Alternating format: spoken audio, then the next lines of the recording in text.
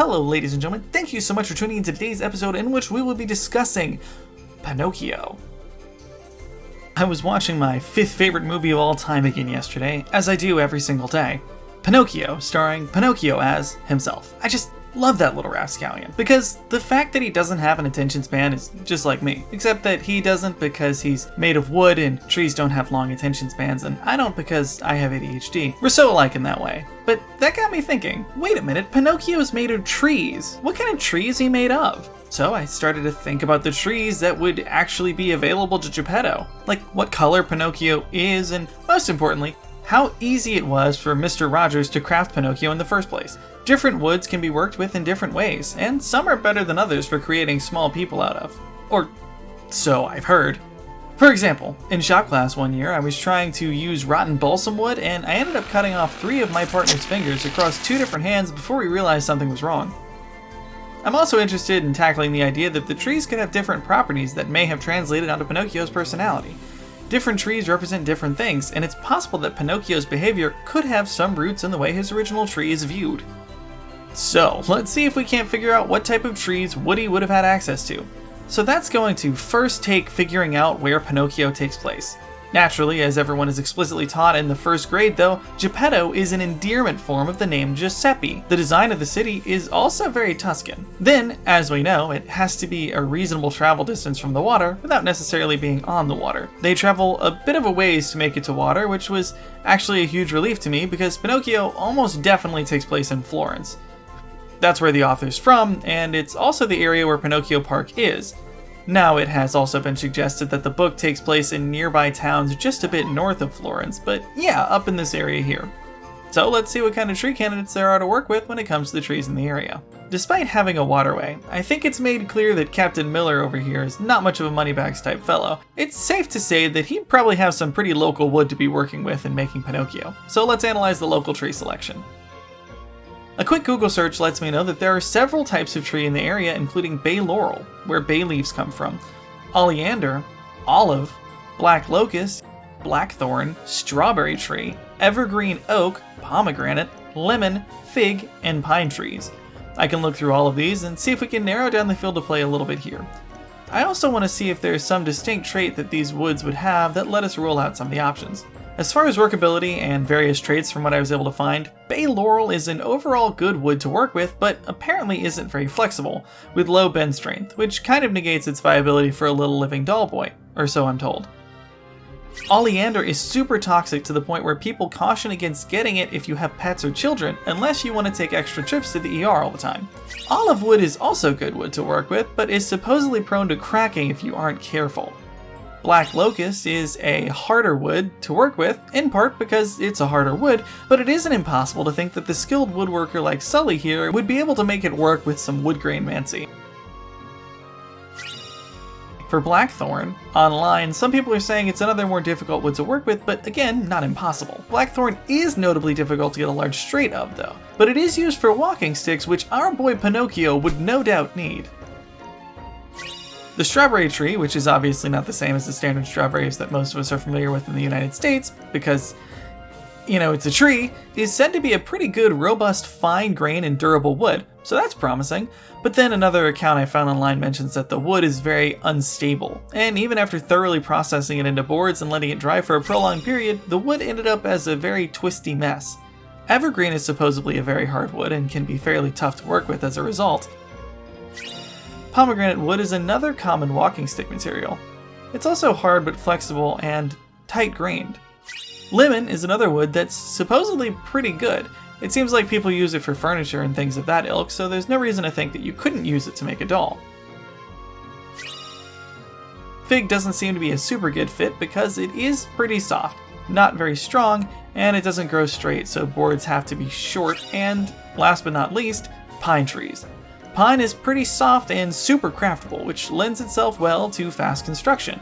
It does resist shifting in size, which is good, but also, if pine isn't carefully assembled, it can give it a wobbly nature. So, on to the next category. Let's look at the colors of each wood type. Pinocchio seems to have a pretty subtle wood pattern to him. He looks pretty flatly colored overall. He doesn't have a super distinct woody grain to him, so whatever wood he's made of would need to have a pretty simple and pale wood pattern that almost looks like human skin, would you believe it? So let's take a look at the patterns we're talking about. Bay laurel lumber has a pattern that looks like this. It's a very beautifully and notably patterned wood. It looks really pretty, but it's definitely not subtle, so I just don't know if it's our boy.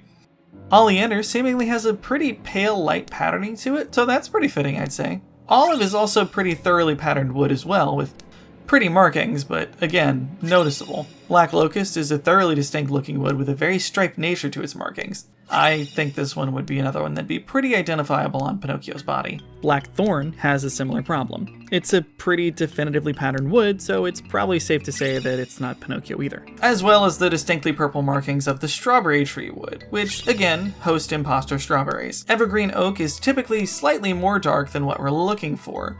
I've also seen reports that it could be a little bit pink, so that's interesting, thought I'd share. But nothing that artistic interpretation can't explain away, so I think it actually has a chance here. Pomegranate tends to be dark around the center and lighter on the edges, which is not something I see on Pinocchio really. Lemonwood is actually yellow, much like its fruit counterpart, and it smells slightly like lemons as well, so that's pretty cool. I'm not really sure that I see yellow in Pinocchio's wood really though. Fig, while not having a lot of straightaways to work with, is a pretty pale wood with a light patterning, and does make some sense here. Pine is actually a compelling match for Pinocchio's color though. Like I said before, it definitely has a pattern to it, but not so much that it couldn't be explained away. In fact, we can take a look at the 3D version of Pinocchio to try and get a better feel for what kind of patterning the wood actually has, and honestly, I think it's a pretty good match. Pinocchio is gullible, potentially has ADHD, and is also a liar. Let's see if any trees fit this description. Just a reminder, this part's a little less scientific and a little bit more just me Googling things to see what comes up. Bay laurel is said to represent wisdom, both learned and innate. That sounds a little more like Gemini, considering that Pinocchio himself was actually born yesterday in the story, and is definitely not the most innately wise child I've ever seen. But again, that's a little more Gemini cricket than Pinocchio. Oleander, the toxic one, is said to represent caution and danger, which makes sense with its toxic nature. Olive is peace and friendship, which I guess could be the case depending on your view of the character, but I doubt it personally. Black locust represents overcoming self-destructive behaviors, so that's interesting. Black thorn is supposedly strife and pain. That feels kind of intense for what we're talking about, but I guess, again, depending on your perspective on the story, that could be it. Strawberry tree is, due to its nature as a red, white, and green tree, is all about representing national pride in Italy. I don't think Pinocchio even knows what Italy is because he didn't ever actually go to school, but I do think Captain Phillips could have some national pride. Evergreen oak is representative of resilience, which makes sense, it is an oak, which I could see an argument for in Pinocchio. He does escape a whale and commit some other pretty impressive feats. Pomegranate is mostly sensual stuff, and while I'm sure there's a pun in there somewhere, I can't be asked to carve it out for this video. Lemon tree represents happiness and optimism, and various other generalized positive things. Fig is permanently associated with that Bible passage where Jesus curses a tree for not producing fruit out of season, which, while very funny, doesn't help us very much here. And pine represents a few things, among them being resilience, of course, as they are evergreen trees, but also a connection to nature, something that I can actually see being pretty applicable to a boy made of wood. To be honest, as far as I can tell, between all these different kinds of trees, I think the best fit would be pine. It looks close to Pinocchio, it's soft but durable, so it's easy to craft by hand, like Geppetto would have to do.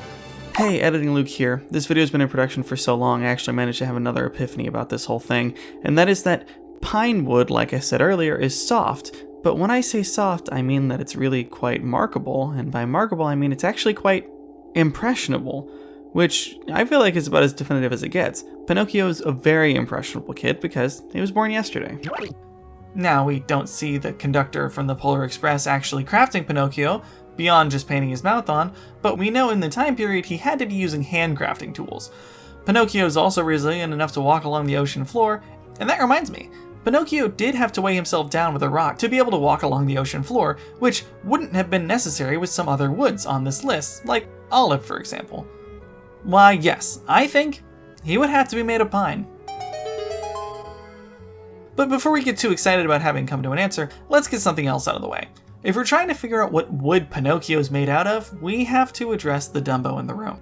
Pinocchio is irrefutably made of two different woods. I mean, look at his nose. It's a completely different color from the rest of him. It's not just because it's a separate piece either. His arms and legs all look like his head, but his nose is something completely unique.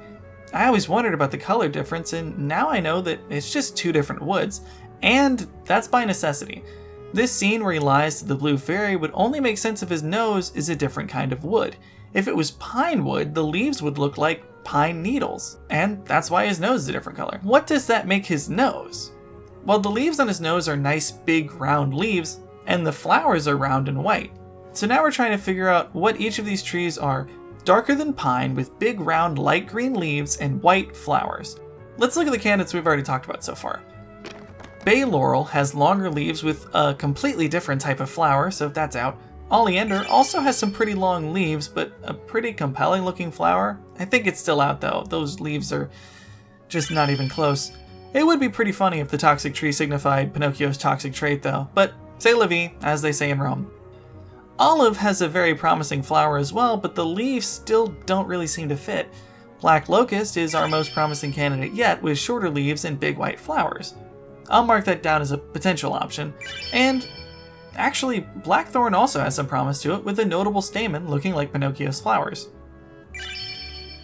Strawberry tree has a completely different kind of flower, and not at all the conventional looking flower like what's on Pinocchio's nose.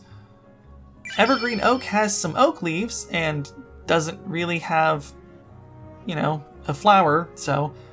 Pomegranate has flowers that are big and has reasonably shaped leaves, but the flowers are like red. Lemon actually looks pretty compelling. The leaves aren't perfect, but I think the look of the leaves and the flowers together look pretty darn good. Fig has a pretty definitive fig leaf look and, no prominent flowers, so that one's out. And pine trees don't work for the reasons we've already discussed, so out of what is left, what do I think the best fit is? I think it's lemon. Lemon can be darker than pine, the leaves are big, the flowers look similar, though not exactly the same. I think if you account for artistic interpretations, yeah, Pinocchio is made out of pine and his nose is made out of lemon. Is what I would say if I didn't have my non-colorblind wife verify the color of these flowers, which aren't in fact white, but pink. And you just let me sit there and embarrass myself for minutes on end without speaking up. Now I know not to rely on you in the future. But wait, we aren't done yet, because guess what? There is such a thing as a variegated pink Eureka lemon that has origins in Italy and actually has pink flowers, except that it didn't exist yet. What? Which tree is this? So I backed out even further from my list of pre-established trees that it could be, because to be honest, it doesn't seem like it could be any of them if the flowers need to be pink. So I spent a few hours looking into all pink flower trees in Italy, and ladies and gentlemen, we got them. Yeah, I think that the wood that makes up Pinocchio's nose is peach. Peach is another widely grown tree in Italy, albeit not in Florence. In fact, it's grown all the way over in Bologna. Peach wood is slightly darker than pine, just like Pinocchio's nose is slightly darker than his face. The flowers are pink, and the leaves, I would say, are close enough. I'm happy to call it here. The trees are grown somewhat far away, so no wonder Forrest Gump could only afford a tiny nib for the nose. Wait. Pinocchio. Have I been working too hard? This whole time, his name was Pinocchio. Or Acchio. Well, I'm glad that does put a nice bow on all this research I did. Pine is in pine tree, Acchio is in oculus, as in eyes. Of course, it all makes sense now. No, wait a minute. It's even more straightforward than that. Pinocchio? That's actually interesting. Let me Google something real quick.